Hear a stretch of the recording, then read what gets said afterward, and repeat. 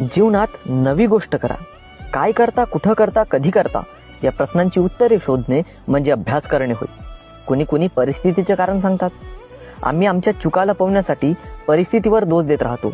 तुमच्याकडे प्रत्येक गोष्ट आहे, सर्व आहे, फक्त एकच की आपण त्याचा वापर करत नाही. आणि वापर न करणारी गोष्ट गंजून जाते. गंजून जाण्यापेक्षा झिजून गेलेलं बरं. गंजून जाणाऱ्याला आम्ही लोखंड म्हणतो, तर झिजून जाणाऱ्याला आम्ही चंदन म्हणतो. लोखंड व्हायचं की चंदन हे आपल्यावर अवलंबून आहे, परिस्थितीवर नाही.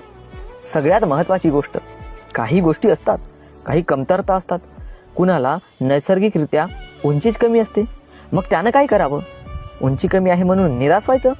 अरे सचिन तेंडुलकर यांची सुद्धा उंची कमीच आहे ना. ते रडत नाही बसले. त्यांनी त्या कमी उंचीला स्वतःचं बलस्थान बनवलं आणि जागतिक कीर्तीचे खेळाडू झाले.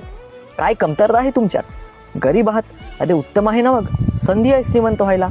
मी अभ्यासात कमजोर आहे, अरे मग संधी आहे ना हुशार व्हायला. ही प्रकृती आपल्याला संधी देते, त्याचा योग्य उपयोग करणं आपल्या हाती असतं.